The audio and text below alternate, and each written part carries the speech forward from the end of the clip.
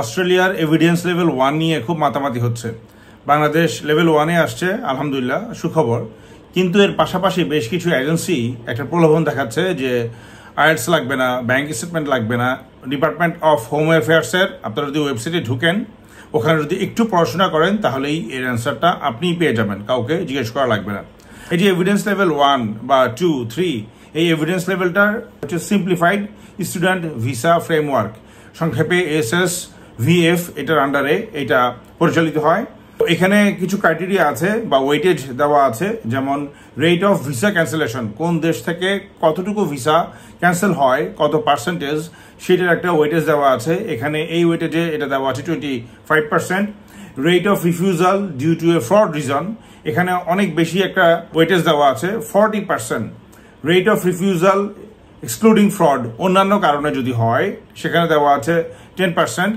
এবং rate of student visa holders becoming unlawful non citizens, এখানে 15% weightage দেওয়া আছে।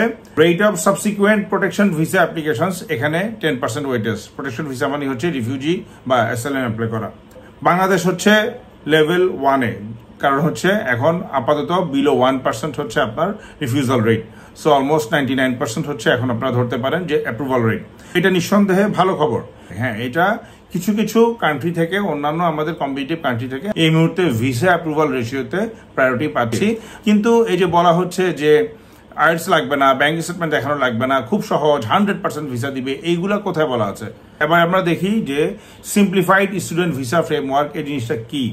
এটা আসলে makes applying for student visa simpler to navigate for genuine students, এবং এটা একটা ইমিগ্রেশন ইন্টিগ্রিটি জাজ করে, রিডিউস রেড ট্যাপ ফর বিজনেসের, এবং এটা অনলাইন পোর্টালের মাধ্যমে আবেদন করতে হয়, যেটা আমরা এখন দেখছি বা করছি।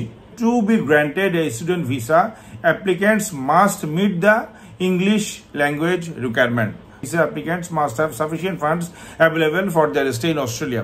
That means আপনার অস্ট্রেলিয়া পড়তে যাবেন, ওখানে থাকবেন, খাবেন, ঘুরবেন, ফিরবেন, সবকিছুর জন্য আপনার সাফিসিয়েন্ট ফান্ড থাকতে হবে।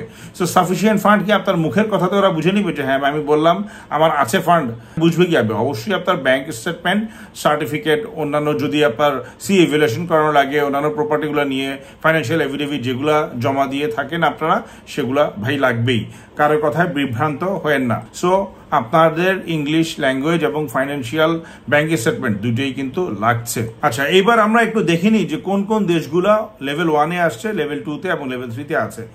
শুধু বাংলাদেশ না, এখানে Bangladesh, Sri Lanka, Hong Kong, Indonesia, Japan, Malaysia, south Korea, Taiwan, এরা কিন্তু এখন লেভেল 1-এ আছে।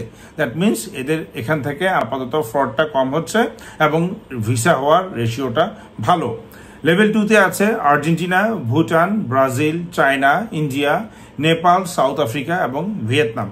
লেভেল 3-তে চলে গেছে Colombia, Kenya, Mongolia, Nigeria, Pakistan, Philippines এবং জিম্বাবুয়ে। প্রিভিয়াসলি যারা লেভেল 1-এ ছিল এবং তারা ম্যাল প্র্যাকটিস করেছে, তাদেরকে কিন্তু লেভেল 3-তে ডাউনগ্রেড করা হয়েছে।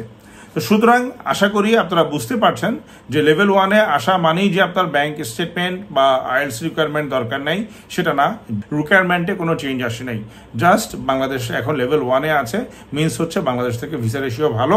এবং আমরা আশা করতে পারি যদি আমাদের এই কালচারটা বজায় থাকে, তাহলে ইনশাল্লাহ আগামী কয়েক মাসও ভিসা রেশিও ভালো থাকবে ইনশাআল্লাহ।